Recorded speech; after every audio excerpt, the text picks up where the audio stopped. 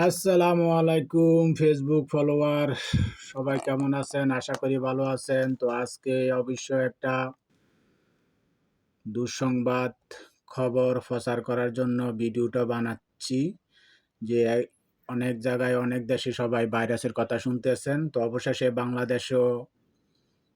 বাংলাদেশে আক্রান্ত হিউম্যান মটামিনাস ভাইরাসে আক্রান্ত ব্যক্তি একজন নারী।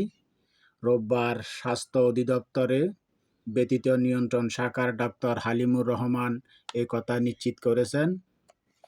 জানা যায়, আক্রান্ত ব্যক্তি ভৈরবের স্থায়ী বাসিন্দা, ভৈরব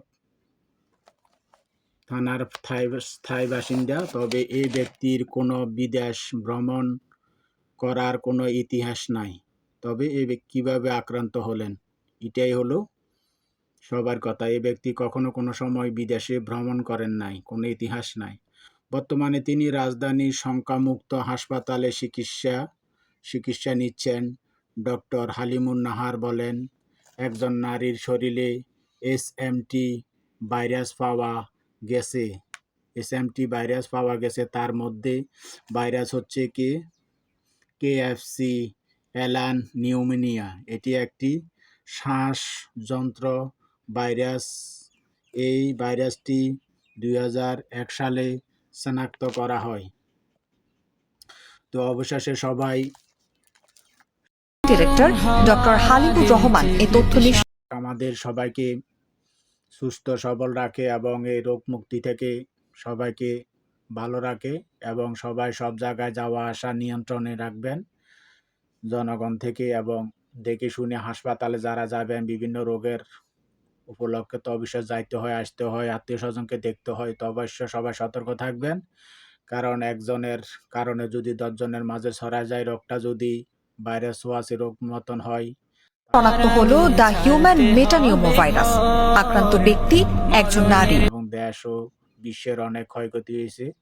তো এই ভাইরাসটা নিয়ে অবশ্যই সবাই সতর্ক থাকবেন। ভয় করার কিছু নাই, এটা শ্বাসজনিত একটা রোগ। এটা 2001 সালে এই যে রোগটা শনাক্ত করা গেছে। তো অবশ্যই এটার চিকিৎসা দিচ্ছেন এখনো ডাক্তাররা। তবুও আমরা সতর্ক থাকতে হবে। পরিষ্কার পরিচ্ছন্নতা এবং সর্ব জায়গা থেকে সবার জায়গা থেকে সবাই ভালো মন্দে দেখে শুনে চলা, এবং নিজের ক্ষতি, ফ্যামিলির ক্ষতি, পার্শ্ববর্তী আশপাশের সবারই ক্ষতি হবে একজনের কারণে। তো অবশ্যই আমরা সবার জায়গা থেকে সবাই যদি অ্যালার্ট করি এবং ভালো কাজের দিকে থাকি, নামাজ কালাম পড়ি, আল্লাহ পাক সবাইকে যেন রোগমুক্ত থেকে সুস্থ রাখেন। অবশ্যই সবাই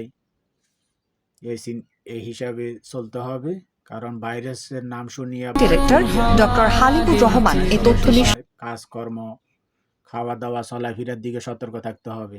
সতর্ক থাকলে আশা করি ইনশাআল্লাহ আল্লাহ পাক সবাইকে সুস্থ রাখবেন এবং দেশবাসীকে সুস্থ রাখার চেষ্টা করবেন সবাই, কারণ এই ভাইরাস থেকে সবাই যেন মুক্তি পায়।